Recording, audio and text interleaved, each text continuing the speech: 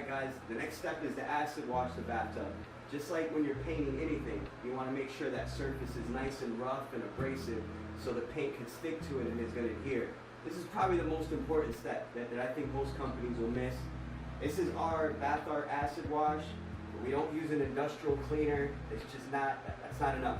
You need to really etch the bathtub. So that's what we're going to do now. This stuff is strong. It irritates your eyes and irritates your skin. So don't get it on you. And then of course you want to wear a mask. Lewis is going to describe what I'm doing from here. Alright, so at this point, like Christian said, he's going to be applying our Bath Art Acid. Now with the acid, you want to make sure you shake it real well so it's nice and even when it's coming out. And as well, he's putting it inside of a container. The reason he's doing is that so he can be more controlled with it. It's in his hand, he can move throughout the tub and not have to pour it on the floor or just have it splatter all over the place. He's going to be very careful while he's painting it on with the paintbrush to not get it on the walls, not get it on certain areas that would be affected by the acid. And also putting the right amount of acid on your paintbrush. You don't want to put too much so that it's not controlled when you're putting it everywhere. It's very effective, so it doesn't need to be saturated excessively. You know, it works really well on the nano level, so that's what it's designed for. Just evenly spreading it throughout the tub. Make sure you're encasing all the areas possible. At the same time, being careful not to get close to the edges where the tile is at, because the acid will damage the tile.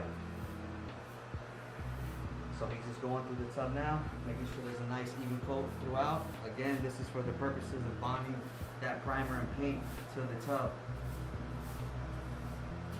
Being very careful while he's doing it. He has his gloves on. It's not being sporadic, nice, even, all over. It also gives it time to really cure. This should be on for at least 10-15 minutes. So rushing through this process isn't going to do you any good. Get a nice coat on, take your time.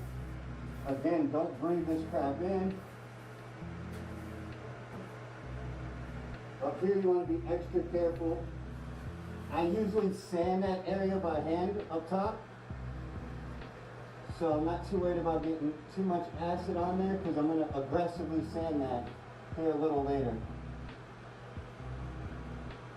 This stuff will damage the tile.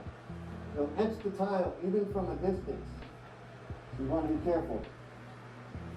You don't want to get this on the floor.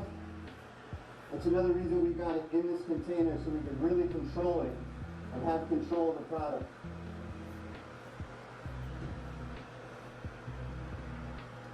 Another key thing is you want to make sure once you're done with this acid that it's sealed tightly and it's placed in an area that's not directly on the floor, countertop, or toilet. It needs to be placed out of the way on either a drop cloth or back in your toolbox, never on the floor or anything that could be compromised by the acid. Do the outside. Same thing, we'll stay away from that. Oh, we get a